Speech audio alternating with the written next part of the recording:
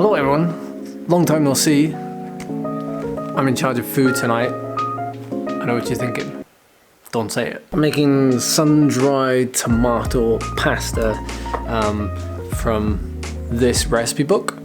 For those of you wondering, we're kind of still following like a plant-based diet. Not every day, but most days. And I find that most of my snacks are now majority plant-based. But today was an easy day. I did 3 hours. We picked up some of this very lazy pre-chopped garlic. Don't tell Charlie I don't actually measure half of the ingredients out. I just kind of wing it, you know? There's nothing wrong with that. Okay, sorry for the mess, but I've got some pine nuts toasting away. The pasta's done. And this is basically the sauce. Made up of sun-dried tomatoes, some garlic, salt and pepper, half of those pine nuts, and a bunch of olive oil, and some other nice flavors. Lemon as well. Oh yeah, don't forget the lemon. Okay, I feel like I'm gonna take a quick minute. That light is bothering me. To get you up to date on what's been happening. Because I feel like this is like the first proper video that I've done in ages. Anyway, right, some bad news, some good news. Start with the bad news. Do you remember I've always been saying like I want to go do Alpe d'Huez, I want to do the dedicated hill climb, smash the KOM, do the Marmot, the Marmot Alps. That's been postponed now to next year. The event is still going ahead, but we've been highly advised to not do it this year, which is the end of June.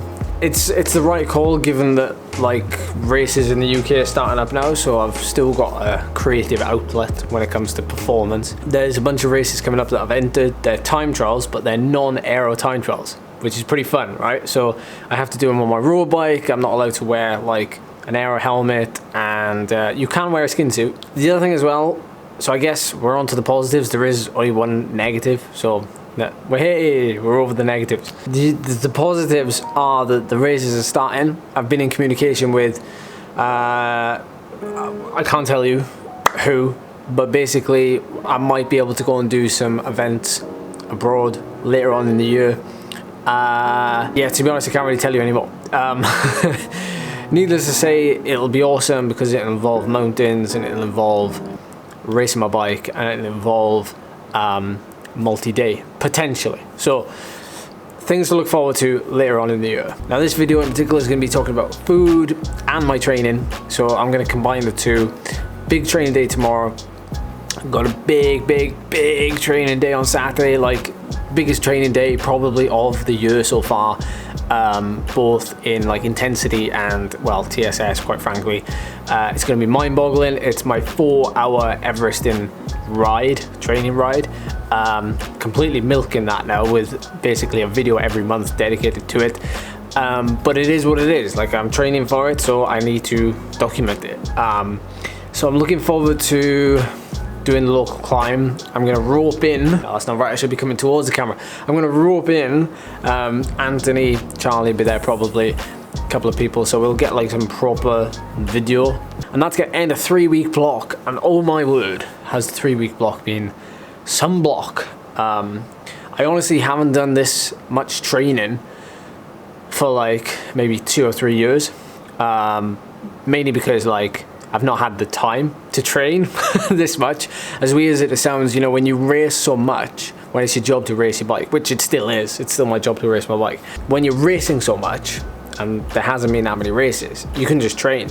And I've dedicated the last 3 weeks actually. So next week's a deload week. This 3-week block has been like 950, 940, and this week I'm going to try and smash the 1000 TSS barrier, but it's been mainly with intensity. Like it's not been, I mean there's duration there, don't get me wrong, it's like 20 hours or so, but it is packed with intensity. Like 3 hard days is basically what I've been doing for the whole week. So tomorrow I'm going to take you through that, show you what I'm eating tomorrow, and yeah, it's just going to be like, it's going to be a loosey-goosey, you know, it's not going to be too serious in terms of eating. Little mid-video reminder, if you enjoy the video so far, or if you're looking forward to the content that's going to come in the next few weeks, which I am, so I'm sure you are, please hit the like button. It really helps the channel out a lot. I mean, you hear that every single video you watch probably, but it really does. And subscribe if you aren't already. So let's keep going with the video. Yep, for those of you that like your power graphs, it's a nice sustainable block. It's just like a Crit City race. Look, Charles. When are you gonna do a Crit City race? Soon. Taste the food. Is it up to standard? Well, this full day of eating video is going well. I'm off to get a chocolate bar for Charlie. Who am I kidding? You knew I was going to get a chocolate bar as well. Gone for dairy milk, because you can never go wrong with the dairy milk. And an orange flavoured twirl. Never tried it before. But also, why is there so many choices of chocolate bars? Like, how do we grow so many chocolate bars? You've never tried... What is that? It's a twirl, orange flavour. I've never tried it, so... You know I don't like chocolate orange, right? Well, tough. You're going to have to try it. It's not too overpowering. I like it. Morning, everyone. Got my breakfast here. Very simple porridge with a scoop of peanut butter and maple syrup. Just answering some messages and things, checking in with people early this morning, because I know that once I get back from this training session today, I'm going to be good for nothing, which has been a theme for the last couple of weeks. So I've had to get up earlier to do my stuff, so that like when I come back I can focus on recovery, and that kind of is my priority for the most part. Like, training is obviously very important because training gets you faster. You got to put the work in, but truth be told, like, I probably prioritize my sleep and my nutrition over my training. Like, they're probably pretty even, but in terms of like getting up really early to make sure I've digested my food before my hard ride, etc, etc, I'm not really bothered on that. I'm more bothered on getting in like my 8 or 9 hours of sleep, making sure that I'm well rested or feeling well rested, because even though I'm getting all this recovery, I'm still sore and I'm still tired. And to think, like, if I was trying to do this off of like 6 hours of sleep a night and like not a great like nutrition plan, I would be properly in trouble. So just trying to look after myself as best as possible. And you go into like a bit of hibernation mode, you know, when you do blocks of training like this. Just over an hour until I head out on the bike, and I'll take you out, obviously, show you the session. I haven't tried the inverted method yet. Apparently there's you do it upside down. It's better. You don't actually push it upside down, you like brew it upside down. So for those of you asking, I have not tried that yet. But I'm enjoying my AeroPress. Oh, I'm enjoying it very much. Say that I've had a very decent start to this ride. 90 minutes done, a 0.89 intensity factor, and 305 watts normalized. Anything over 300 for me is massive. And that's 113 TSS, 1400 kilojoules. So this ride today is all about like fatigue resistance. I gotta be honest, there's not much else about it. Just doing a bunch of efforts, lots of over and unders. I really can't remember what they were, so I'm gonna put them on the screen. I have to say though, this really is where like the workout builder comes into its own when you follow along. Like, I don't have to remember what intervals I'm doing, it's all on my head unit. So I'd thoroughly recommend doing that if you're doing intervals like this. Do you know what, there's not two ways about it, but my rides are just, it's just hard now. Whenever I go training, it's just like, it's just a hard training session. And that's why I only kind of train 3 days a week now.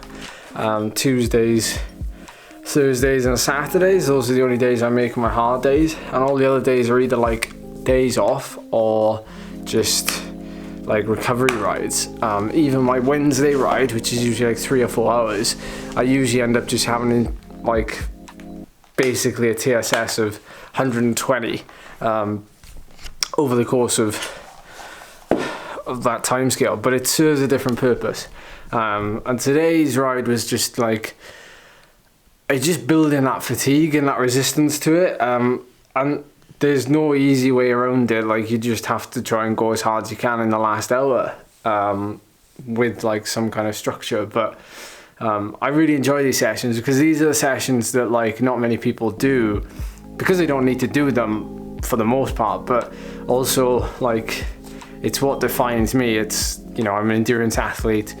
I'm like, even though hill climbing is my thing, I'm very much like very good over multiple days and over long endurance rides, as well as, you know, doing these short, sharp hill climb efforts. So it's what I enjoy, it's what I pride myself doing. So this ride today like is a great session for that sort of stuff, and I spent like a whole lot of time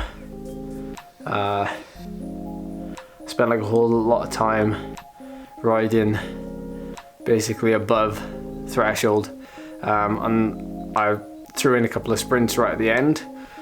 So lots of the were just like a mixture, like a fun mixture of like 40-20s, 30-30s, 40-30s, 60-30s, and then I finished off with a couple of like 20-second sprints with 1 minute recovery, and they were just like mad. And I did them with Anthony at the end, which was fun, but they just finished me off basically, which is kind of the idea.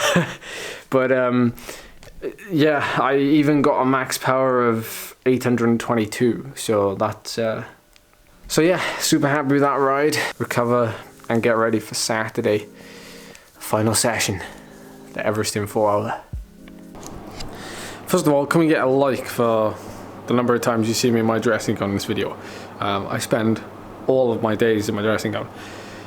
I'm joking, obviously. Doesn't everybody else, like when they get back from a ride and they get cleaned up, they just can't be bothered to, they just want to like wear lounge stuff and just relax. Anyway, I'm in the middle of making food.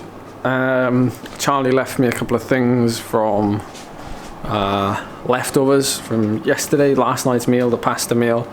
I've had a couple of spoonfuls of what was left of that. I've got rice and 2-egg omelette on the go. Desperately trying to like make sure I get enough food in me today, and good food as well, given that the session on Saturday is going to be massive. I gotta be honest.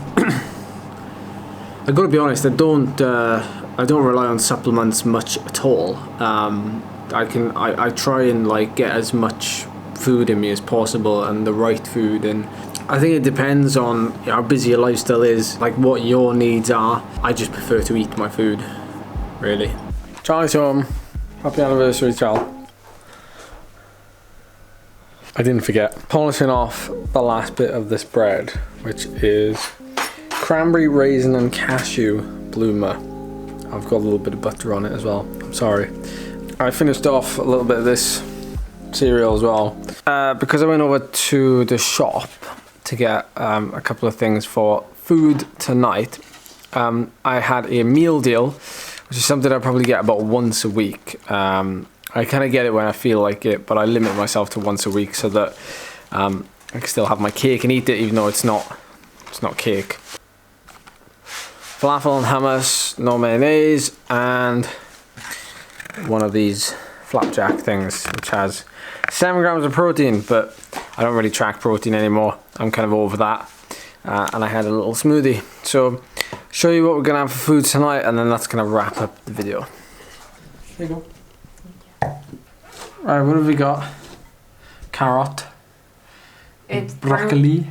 Brown rice with sticky glazed carrots and courgettes, tender stem broccoli and crispy tofu.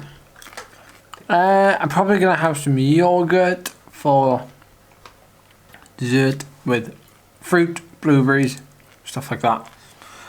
And that's gonna end food consumption for today. So the most important thing though was the training. Training went very well. So on course. Thanks for watching. See you in the next one.